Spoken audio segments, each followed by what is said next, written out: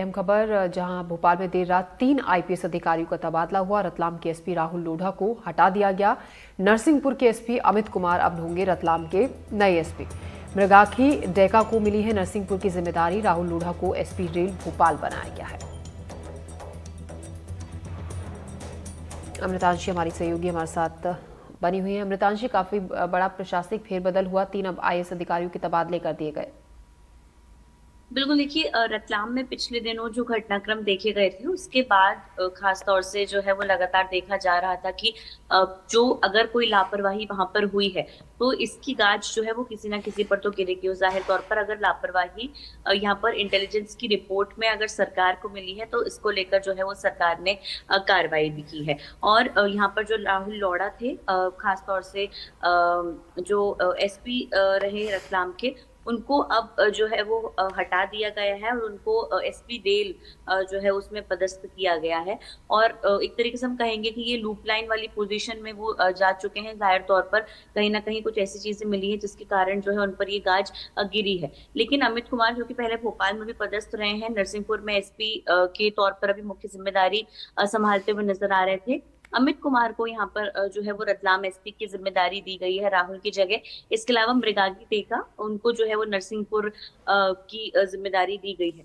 हाल ही में मध्य प्रदेश में लगातार प्रशासनिक तौर पर और खासतौर से जो आईपीएस अफसर हैं उनके फेरबदल लगातार देखने को मिल रहे हैं। हालांकि ये माना जा रहा था कि लगातार ये लिस्ट जो है आएंगी अभी। और क्योंकि अभी हाल ही में 29 आईएएस अफसरों के भी तबादले हुए थे, काफी जमीनी स्तर तक जो है वो अधिकारियों की जो है वो जमावट इधर उधर हुई थी। लेकिन आईपीएस अफसरों की जो तबादले हुए हैं, जाहिर तौर पर ये कुछ घटनाक्रमों के कारण जो है यहाँ पर राहुल लोढ़ा पर गाज गिरी हुई है।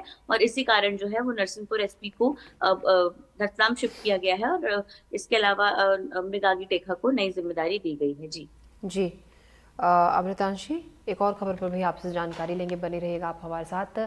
एमपी को 4 महीने बाद सूचना आयुक्त, मुख्य सूचना आयुक्त और सूचना आयुक्तों की नियुक्ति हुई है। सूचना आयुक्त मिले हैं। एमपी को 4 महीने बाद आयुक्त के पद के लिए विजय यादव का चयन किया गया है। अमृतांशी हमारी सहयोगी लगातार हमारे साथ बनी हुई हैं। जी अमृतांशी। बिल्कुल देखिए, लगातार हमने ये खबर जो है वो दिखाई भी थी। और क्योंकि मध्य प्रदेश में लोगों का सूचना का अधिकार कहीं खो सा गया था, क्योंकि 5 महीने से मध्य प्रदेश में सूचना आयुक्त ही नहीं थे। लेकिन अब खास बात यह है कि कल मुख्यमंत्री मोहन यादव ने एक महत्वपूर्ण बैठक बुलाई।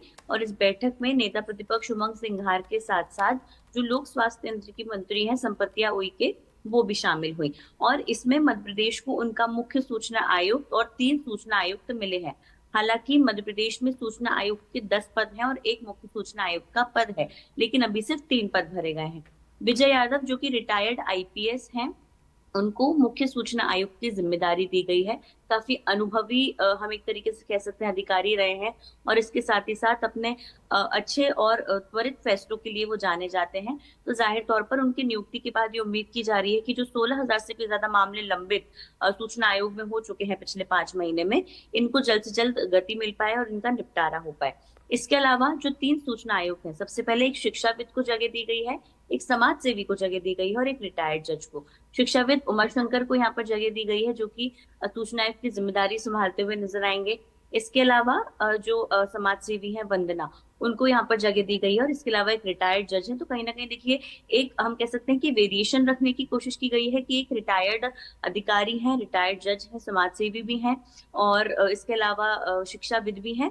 तो जाहिर तौर पर हर तरह की अगर कोई जो है वो अपीलें होंगी, उनका निपटारा हो पाएगा और लोगों को भी हो सकता है कि उनकी जो सूचना का अधिकार है वो ठीक तरीके से मिल पाए। जी जी।